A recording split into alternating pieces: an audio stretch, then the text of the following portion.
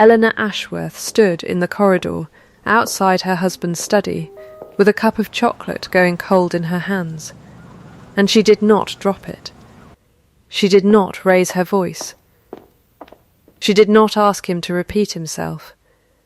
Though the door was only half shut, and his words had come through it clean and entire, the way bad news always does, she set the cup down on the hall table, both hands steady, and closed her fingers around the small brass key that hung at her throat on a faded ribbon, the one thing in that house that had ever been given to her, and not merely assigned to her, and she held it until the metal warmed. By the time the leaves turned again, she thought, the county would know precisely what a duke's wife was worth, and it would not be the sum he had just named. The autumn of 1816 had come to Hampshire the way it always did, indifferent to what it interrupted, laying gold over the beechwoods and frost over the low pastures, as though nothing in any house needed tending but the harvest. At Rowan Hall the harvest had been tended. So had the accounts, the roof of the east wing, the tenant cottages along the river bottom, and the ledger of wages that no one but Eleanor had opened in 11 months. She had married Julian Ashworth, Duke of Rowan, 3 years before, in a match arranged by his father and her father's old friendship, and she had gone into it clear-eyed, expecting a working arrangement rather than a love match, and had built one. What she had not expected was how completely a house could run on a woman's labour while crediting none of it to her name. She rose before the servants some mornings, not because anyone required it of her, but because the estate's books did not balance themselves, and Julian had never once asked to see them. He had inherited the title 14 months earlier, when old Duke Edmund died in his sleep in November, and grief had made him more remote, not less, a man who worked through his father's papers with his jaw set and his sentences shortened, who thanked her for the household smooth running the way a man thanks an efficient clock. She had learned the particular silence of a man who mistakes composure for coldness and calls both duty.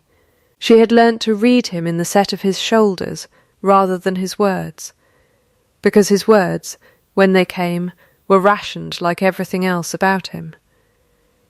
Tonight was the county assembly marking the end of the mourning year, the first grand evening Rowan Hall had hosted since Edmund's death, and Eleanor had spent 6 weeks preparing it the way she prepared everything, with lists, with numbers, with her own 2 hands checking what the housekeepers did not have time to check twice.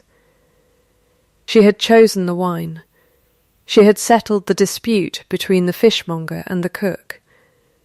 She had, that very afternoon, walked the drainage ditch along the lower meadow with the land steward to be certain the ground would hold 200 carriages without swallowing a single wheel. She had done all of this so that her husband could stand in his father's hall and be admired, and she had expected nothing from it beyond the ordinary satisfaction of work well done. She had not expected Lady Cassandra Vane on his arm at the receiving line, laughing at something only the 2 of them seemed to find amusing, her hand resting on his sleeve with the ease of long habit. She had not expected the murmur that moved through the arriving guests, like water finding a familiar channel. And she had certainly not expected, 20 minutes later, to pass the half-open door of Julian's study and hear her own name spoken in his flattened, arithmetic voice, the voice he used for accounts and instructions, and nothing that mattered to him.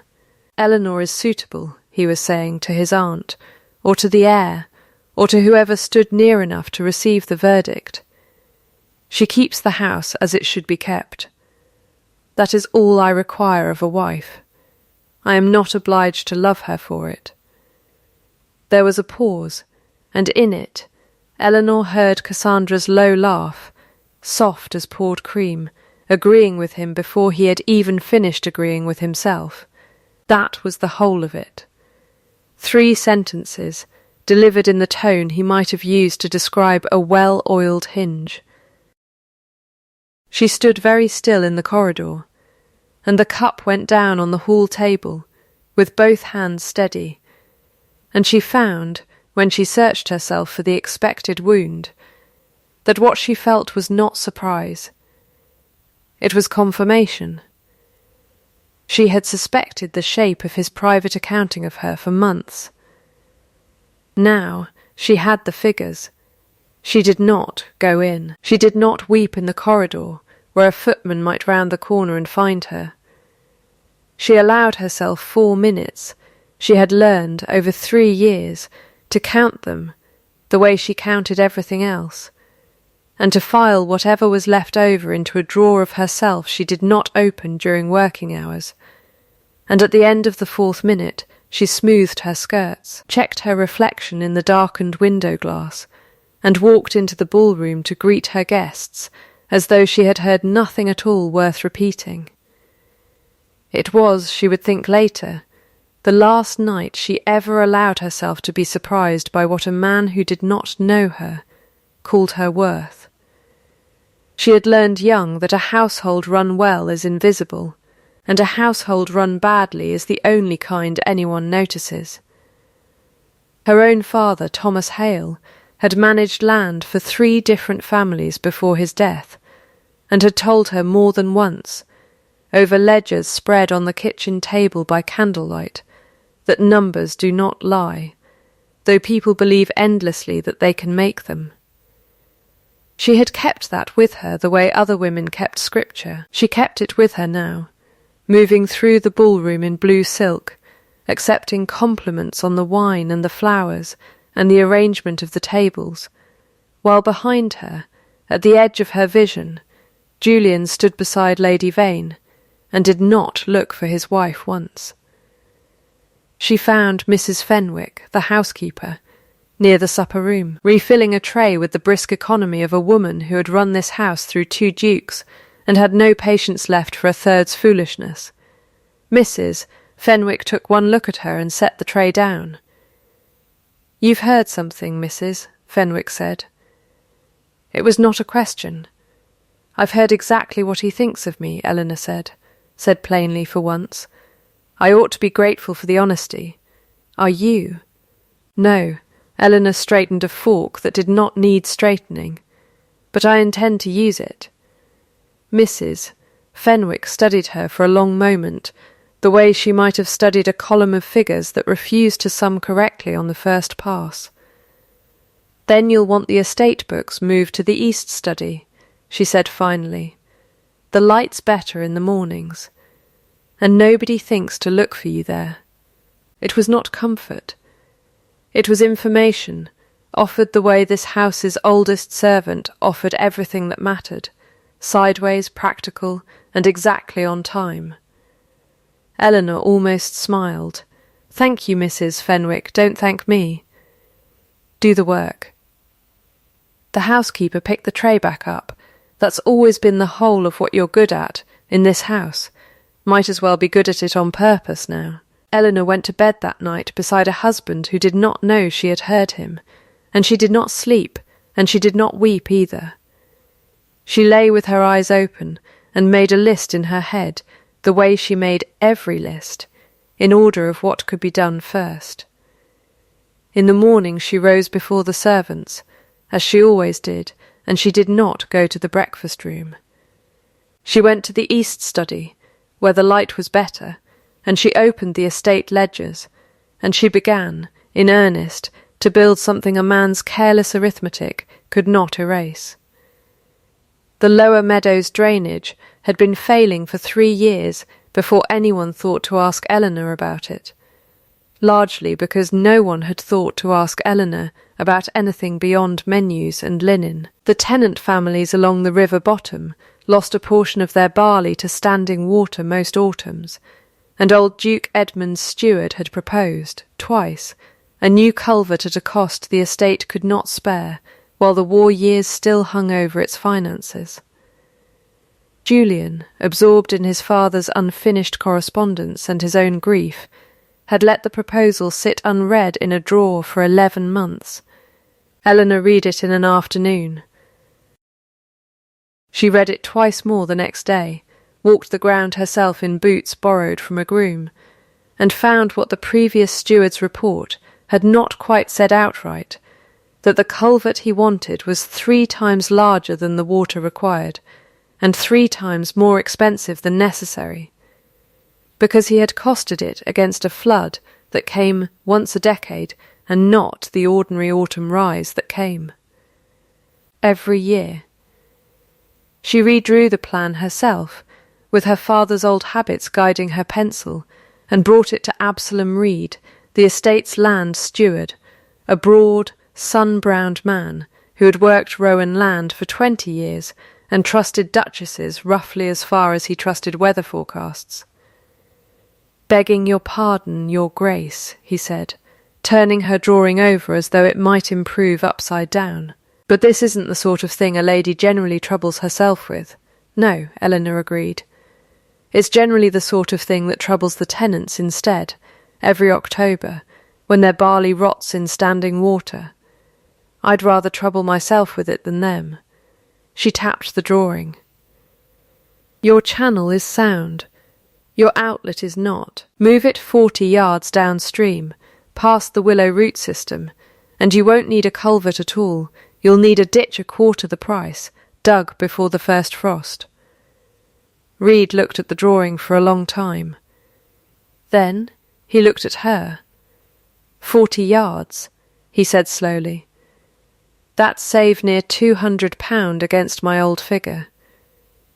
211, Eleanor said. "I costed the labour at harvest rates, not spring rates, since that's when you'll need the hands free." He did not smile. He was not a smiling man. But something in his face loosened. The particular unclenching of a man who has spent years being right about land and has just met someone else who might also be right about it. "I'll have it dug within the fortnight," he said, "if your grace will authorise the expense." "I will," Eleanor said. "Send the bill to me, not to his grace.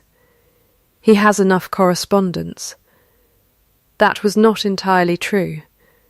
It was, more precisely, that she did not wish to explain to Julian why she had spent an afternoon in a groom's boots redesigning a drainage channel he had never read the report on. But the ditch was dug within the fortnight, and it held through the first hard rain of November, and word of it moved through the tenant cottages the way water moves downhill, finding every low place, filling it, and running on to the next. It was Mrs. Fenwick who mentioned it to Julian in passing, over some unrelated household matter that the Reed family and the Carters and the Whitlocks along the bottom had been saying the Duchess had saved their barley crop with 40 yards of ditch and a sum £200 under the old estimate. Julian said nothing at the time. But that evening, at dinner, he looked at his wife for a moment longer than the ordinary courtesies required, and asked, in the flattened voice he used for things that were not accounts, whether it was true. "It's true," Eleanor said, and offered nothing further, because he had not asked her 3 years ago, and she saw no reason to reward the asking with more than the fact required. He did not smile. But he did not look away either. And that, for a man who had spent a decade training himself not to look at anything too closely, amounted to something. There was, underneath the drainage business, a smaller matter Eleanor filed away without remark. A letter had come for Julian from his cousin, Reginald Price, a man Eleanor had met perhaps 4 times in 3 years, and liked less with each meeting. Something about an old debt of the late Duke's, a note Reginald claimed to hold, dated some years back, secured against Hartwell Grange. Julian had read it, frowned, and set it aside as the sort of tangled family business that could wait until spring. Eleanor, passing his desk to leave the drainage figures for his signature, saw the amount named at the bottom of the letter, £15,000, with interest compounding since 1808. And something in her, the same instinct that read 3 times inflated culvert estimates correctly on the first pass, did not believe it. She said nothing. She only remembered it, the way she remembered every number that did not sum correctly, and set it in the same drawer where she kept everything that was not yet ready to be used.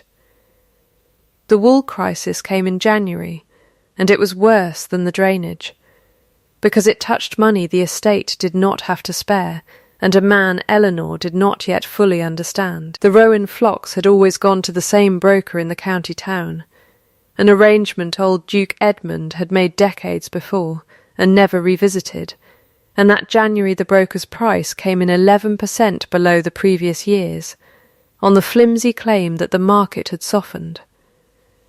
Eleanor did not believe that claim any more than she had believed Reginald Price's compounding interest, and she spent 4 days writing to 3 other brokers in 2 counties, comparing prices, freight costs and terms, before she brought the comparison to Julian's study herself, unbidden, and set it on his desk. "You've undercosted your own wool for 6 years," she said without preamble. Because preambles wasted time neither of them had. Hartley pays 11% more and covers the carriage himself. I've drafted the letter. It wants only your signature. Julian read it in silence, the particular silence of a man doing arithmetic he dislikes, because it proves him wrong about something he had never troubled to check. "My father used Ferris for 30 years, he said finally. "Your father used Ferris because Ferris's father sold to your grandfather," Eleanor said. "Loyalty is not the same as good sense, Your Grace. You may keep both if you like, but you needn't pay 11% for the privilege." He looked at her the way he had looked at her over the drainage, a beat too long, weighing something he was not accustomed to weighing in a wife. "You've done all this yourself," he said. It was not quite a question. "Someone has to," Eleanor said, "and no one else was doing it." It was not an accusation. She had not meant it as one particularly, but she watched it land in him anyway, watched the particular stillness that comes over a proud man when a plain fact arrives without the courtesy of softening. He signed the letter to Hartley without further argument, and the estate's wool income rose that spring by nearly £400, and the county, which noticed such things the way it noticed everything, slowly, and then all at once, began to speak of the young Duchess of Rowan as a woman who understood land the way her husband's steward did, and better than most of his neighbours' stewards managed. Julian began, without announcing it, to seek her out in the East study in the evenings, ostensibly to review some matter of the accounts, and stay past the point the accounts required. He did not speak of what she had overheard him say in the corridor in September. He did not apologize for it, not yet, because he did not yet know that she knew. But something in him had begun, cautiously, the way a man tests ice, to notice her. Mrs. Fenwick, watching this from the doorway one evening with a stack of linens in her arms, said only, to no one in particular, "Well, there's a start," and carried on down the corridor, satisfied. It was Mrs. Fenwick, in the end, who told Eleanor the shape of what had made her husband cold, though she told it sideways, the way she told everything, while the 2 of them sorted morning black out of the linen presses one wet February afternoon. He was 9 when his mother died, Mrs. Fenwick said, folding a black shawl with the brisk economy of long practice. Lady Anne, lost in childbed, and the babe with her, a sister he'd have had, if things had gone otherwise. Old Duke Edmund never spoke her name again that I heard, not once in 30 years. Told the boy, not long after, that a house needs a mistress the way a ship needs a keel, and a keel oughtn't confuse itself for the sail. Meaning, keep the household steady, and don't go hoping for wind. She set the shawl down.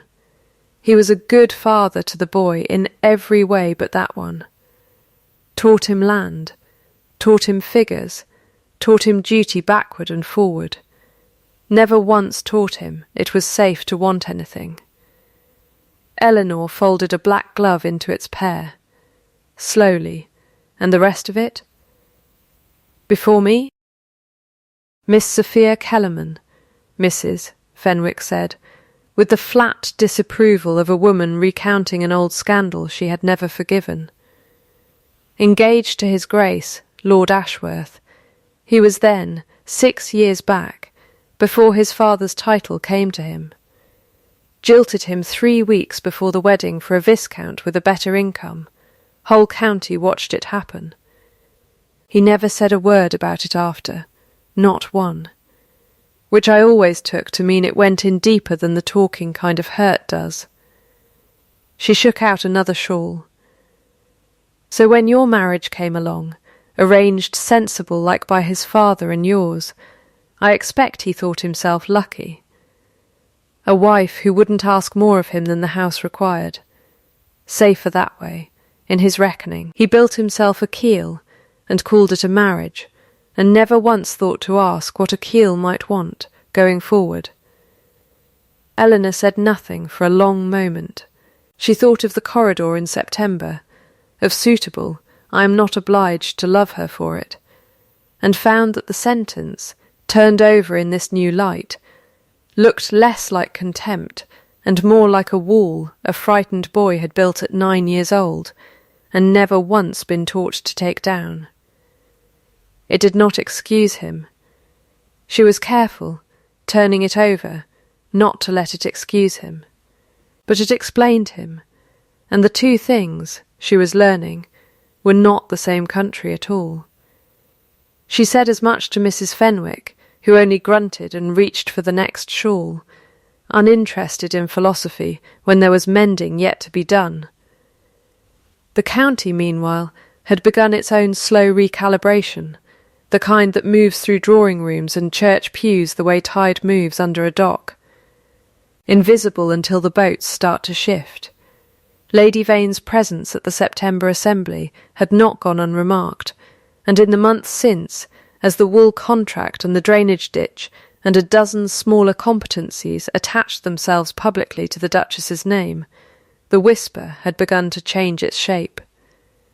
It was no longer poor Lady Rowan, so plain a match for a man like that. It had become, by February, something closer to, has anyone noticed how much of that estate is actually run by her? Lady Cassandra Vane noticed it before anyone said it aloud, because noticing things before they were said aloud was the whole of her trade.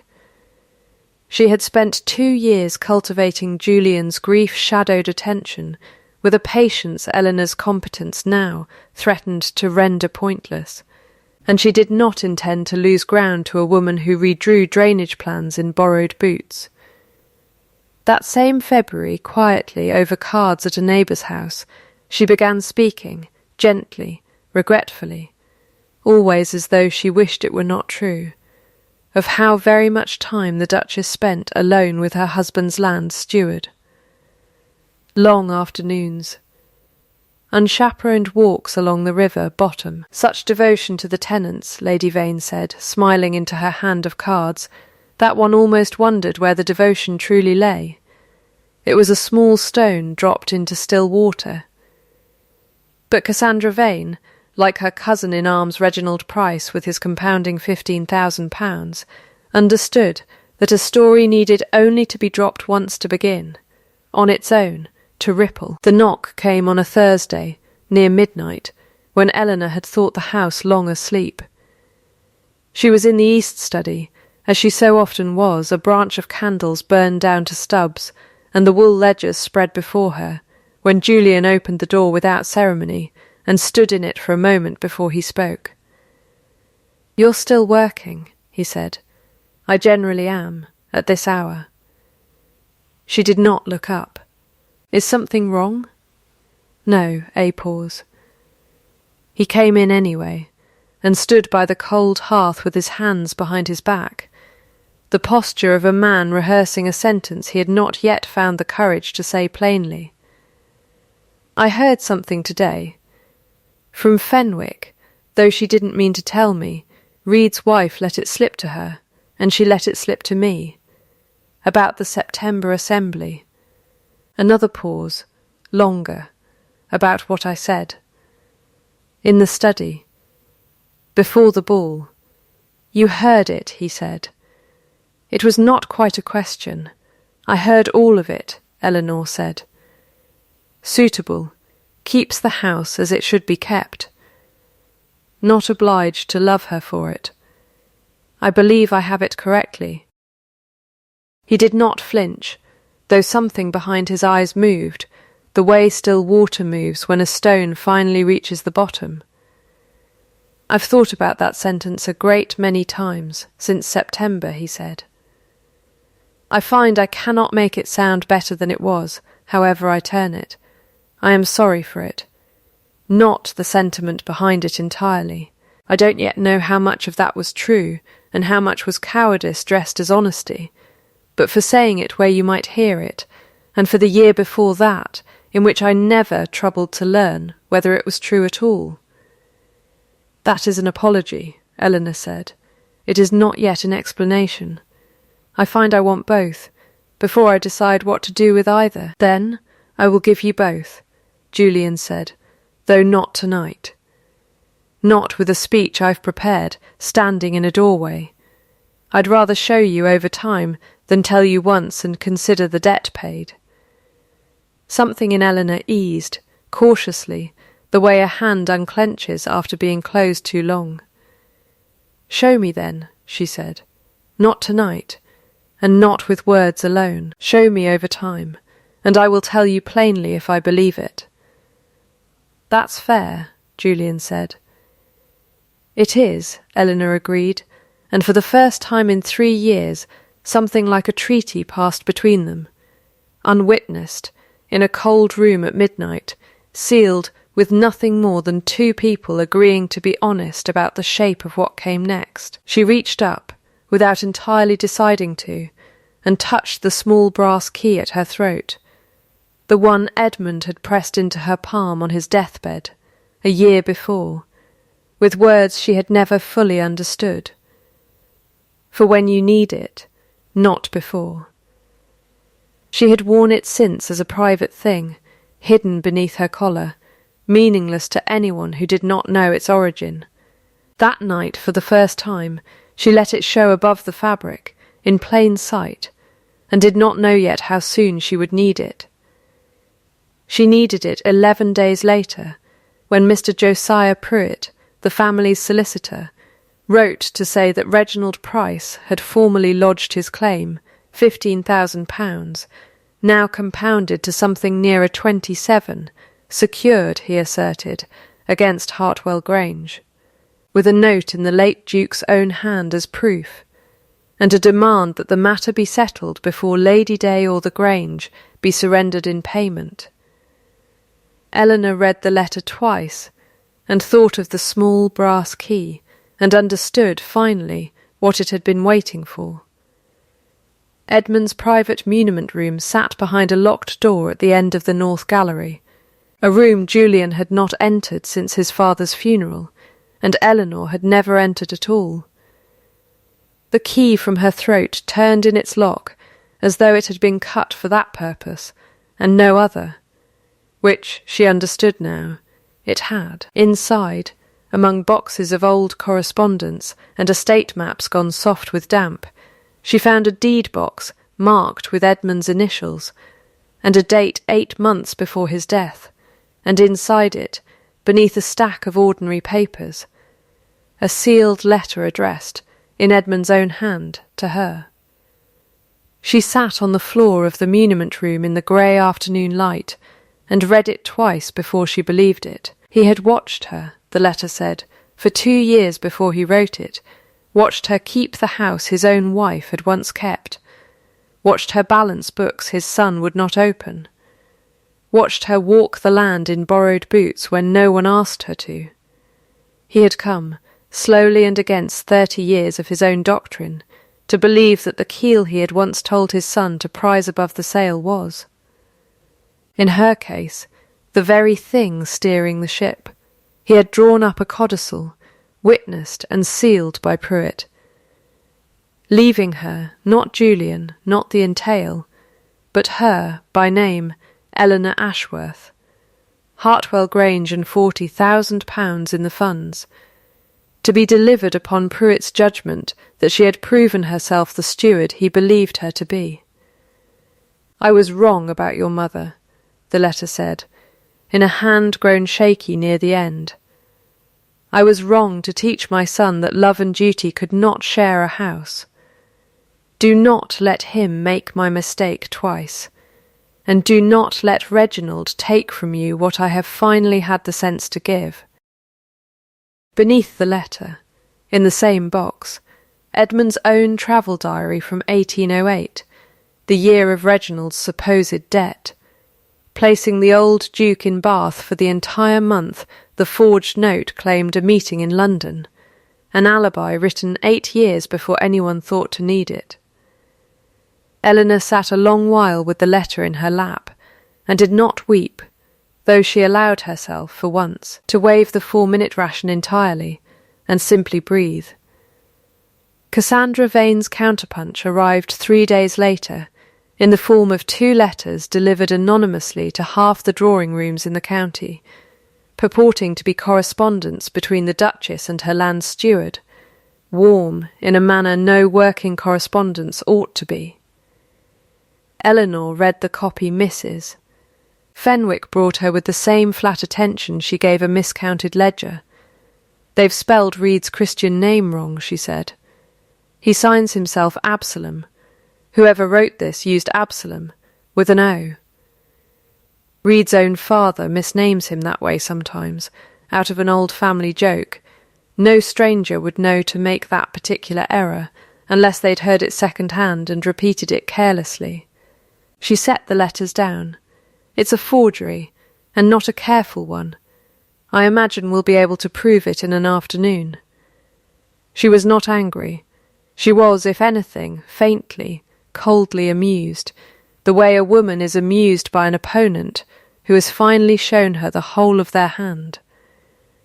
The hearing was called for the 2nd week of March, at the County Assize Rooms in the Town Hall, ostensibly to settle Reginald Price's claim against Hartwell Grange before the magistrate, though by the morning it convened, half the county had found some pretext to attend, drawn by the scent of scandal the way birds are drawn to a turning field. Eleanor arrived with Mr. Pruitt on one side, and a leather case of ledgers on the other, and she did not look for Julian in the crowd, though she felt him there, near the front, watching her with an attention he no longer troubled to hide. Reginald Price presented his note first, brisk and confident, £27,000 named aloud to a room that murmured at the sum. Cassandra Vane sat near him, composed, her letters folded in her reticule for later, should the note alone not suffice to end matters in his favour. "I should like to ask Mr. Price a question," Eleanor said, when Pruitt yielded her the floor, and her voice did not rise, though the room went very quiet to hear it. "You state the note was signed in London, the 14th of October 1808, I do," Reginald said. "The late Duke's own travel diary, which I discovered a week past among his private papers, and which Mr. Pruitt has examined and attests is genuine, places him in Bath from the 1st of October to the 9th of November that year, in company with his physician, for a complaint of the lungs." She set the diary on the table before the magistrate. "I invite anyone in this room who was in Bath that autumn to confirm it. I believe several were." An elderly woman 3 rows back rose unbidden. "I was," she said. "Took the waters myself that October. Saw the old Duke there most mornings, coughing something terrible. I'd swear it before God or a magistrate, whichever's asking." Reginald's composure did not break so much as it simply stopped being composure. The particular stillness of a man watching arithmetic he has falsified failed to hold under a stranger's honest memory. Absalom Reed testified next, plainly, in his own broad voice, that he had never in 20 years' service written a warm word to the Duchess, nor received one, and that the letters bearing his name misspelled it in a manner no one but his own father had ever used, a fact the postmaster, called to examine the ink and paper, confirmed matched none of the stock sold within 30 miles, but did match a lot sold, that winter, at a shop in the town where Lady Vane was known to keep an account. Cassandra Vane did not rise to defend herself. She sat very still, her gloved hands folded in her lap, and something behind her practised composure went out like a snuffed candle, quiet and complete. "I could ask that both matters be referred for full prosecution," Eleanor said, when the magistrate turned to her for a final word, and the room held its breath to hear whether she would. "I have the documents to see it done, but I find I would rather see this county's business settled than see 2 people ruined for the sake of watching them fall. Mr. Price may repay what legal costs this hearing has occasioned, and relinquish his claim entirely, and Lady Vane may leave the county within the month, and I will pursue neither of them further." She looked at them both, evenly. That is mercy, not weakness. "I would ask that no one here mistake the two." The room did not applaud. It was not that sort of room, but the murmur that moved through it afterward was the sound of a verdict already returned before the magistrate spoke his own. Julian, at the front, watched his wife the way a man watches something he has only just understood he might lose, and had never once feared losing until this precise moment. He found her that evening in the east study, ledgers put away for once, the fire built up against the March cold, and he did not stand in the doorway rehearsing a sentence this time. He sat across from her and began. "An apology tells you I am sorry," he said. "An explanation tells you why it happened, so you can judge whether it will happen again. I owe you both, and I've put off the second one long enough." He told her then, in full, his mother's death, the sister he'd never known, his father's doctrine of keel and sail delivered to a 9-year-old boy who had no defences against it, Sophia Kellerman's public jilting 6 years past, and the wall he had built afterward, brick by careful brick, and mortared shut with the word suitable the day he married a woman he had decided, for his own safety, never fully to see. I told myself it was honesty, keeping you at that distance. It was cowardice. I have known that since September, and lacked the courage to say it until March. Eleanor listened without interrupting, which was its own kind of mercy, and when he finished she said, "Thank you for the explanation. Now here are my terms, and I would rather state them once, plainly, than have us circle them for a year. Say them," Julian said. "Hartwell Grange and its income are mine, by your father's own hand, and I intend to keep them mine, held separately, managed by me. The estate books remain in my keeping, not as a courtesy you extend, but as a fact you accept. You will not speak of me again, to anyone, in the language of what I am useful for, and every labourer on this land will be paid a wage I consider fair, posted publicly, not merely offered privately, when it's convenient to remember them." She paused. "That is the whole of it." "All right," Julian said. "All right, then," Eleanor said. "And that will be the whole treaty. The wages went up that same week, 9 shillings to 12 for the day labourers, posted on the estate office door where any tenant could read the figure for himself, and read it twice before he nodded once, satisfied, the way a man nods at a fair season's accounting. What came after was not a single scene, but 100 small ones, and Eleanor found, watching them accumulate through that spring, that this was precisely how the style of change he owed her would have to be paid, not in one grand gesture, which cost a man nothing but performance, but in ordinary days repeated, until they built into something a single fine morning could never counterfeit. He began taking his coffee in the east study rather than the breakfast room, not to watch her work, but simply to be near it, and after a fortnight he began asking questions about the ledgers, instead of merely admiring that they existed. He moved a second chair beside hers at the estate desk, without comment, and it stayed there. When Reed came with a query about the spring planting, Julian directed him to Eleanor first, publicly, in front of 2 other tenants, a small, unremarkable sentence, "Ask my wife." She'll have the figures that meant to anyone who had watched this county's slow recalibration. Everything, none of it, alone would have amounted to much.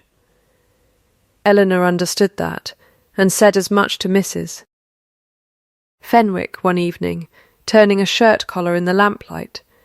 "Nothing in isolation," she said, "everything in accumulation." "That's marriage for you, Mrs., Fenwick said, without looking up from her own mending, same as it's mending.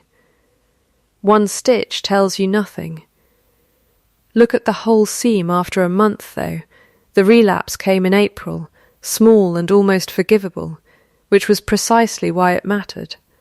A tenant cottage on the north boundary needed a new roof before the spring rains, and Julian, out riding the land alone one morning, authorised the repair on the spot, out of old habit, without a thought toward the wife, whose ledgers would have to account for it, and whose judgment he had promised, weeks before, to consult as a partner rather than inform as an afterthought. He told her himself that evening, before she could hear it from Reed. "I did it without you," he said. "I didn't think of it until I was riding home. It wasn't defiance. It was simply the old way, coming back without my noticing." "I know," Eleanor said. "I could hear it happening, if that makes sense, the pattern, not the roof. You've spent 30 years deciding things alone and telling people after. That doesn't unlearn itself in a season." "No," Julian agreed. "But I'd like it to unlearn itself faster than a season, if you'll be patient with the process." "I'm not asking for perfection," Eleanor said. "I'm asking you to notice, the way you noticed tonight, before I have to point it out to you. You managed that much on your own. That's the whole test, really, not whether the old habit comes back, but whether you catch it before it costs anyone anything." He was quiet a moment, turning that over. "I would choose you," he said finally, "if I were choosing today, knowing everything I know now, the ditch and the wool contract and the hearing and all of it. I have been choosing you, in fact, for some months now, in every small way I knew how, and I find I'd like to say it plainly for once, instead of trusting you to notice on your own." He paused. "I would choose you. I have been choosing you for some time." It was not the bare 3 words the county's other courtships were built on. It was better, Eleanor thought, for being earned, and for costing him something to say. And she told him so, quietly, and let that be the whole of her answer that night. 2 years passed the way seasons do at Rowan Hall, each one accounted for. Each one a little warmer than the one before. Lady Cassandra Vane left the county within the month, as agreed, and settled eventually in a smaller way in the north, where, Mrs. Fenwick reported with grim satisfaction, she was said to keep her own household accounts now, having learned rather late what it cost to be careless with other people's paper. Reginald Price repaid what the hearing had cost him, relinquished every claim on Hartwell Grange in writing, and took a modest position managing a cousin's land in Dorset, where he was, by all reports, scrupulously honest about every figure that crossed his desk. Having learned the price of the alternative in a crowded assize room he never quite stopped thinking about. Absalom Reed was made head steward of the whole Rowan estate that same year, a position he filled with the same flat competence he had always brought to the drainage of a single meadow, and it was his name, at Eleanor's insistence, that appeared beside hers on the wage board posted outside the estate office, a board that had by then become a fixture of the county, copied, grudgingly, by two neighbouring estates, who found their own labourers asking pointed questions about. The difference: Hartwell Grange, under Eleanor's separate management, funded in its second year a small school for the tenant children of both estates, the sort of institution old Duke Edmund had never thought to build, and would, Eleanor privately believed, have approved of entirely, given how thoroughly his own final letter had confessed the cost of an education that taught duty and never once taught worth. The small brass key no longer hung hidden beneath Eleanor's collar. It hung now on a hook by the front door of Rowan Hall, in plain sight, where any hand in the household might reach it, and it opened, these days, nothing more guarded than the toy cupboard in the nursery, where a boy not yet 2 years old kept a wooden fleet of ships his father had carved him one long winter, keel and sail both, given equal weight at last. The house itself, callers remarked, seemed different these last 2 years, though none of them could quite say how, only that it no longer held the particular held-breath quality it once had, the sense of rooms arranged rather than lived in. It breathed now, the way a house breathes when the people inside it have stopped performing its rooms for each other and simply occupy them. Eleanor Ashworth had stopped asking, long before any of this, to be seen. She had made herself, instead, impossible to unsee, not through beauty, which fades, and not through pleading, which persuades no one worth persuading, but through ledgers that balanced and land that drained, and wages posted where every hand that earned them could read the figure for themselves. She had not waited to be valued. She had made herself, one dug ditch and one honest number at a time, too valuable to overlook, and she had learned in the process the one distinction the whole county eventually learned alongside her, that being needed is not the same as being loved, that an apology is not the same as an explanation, and that a man's arithmetic, however coldly delivered, can always be corrected, not because he is forgiven for it, but because she was never for one single day of it wrong about her own worth. That was not a thing that could be taken from her. It had never, in the end, been his to take.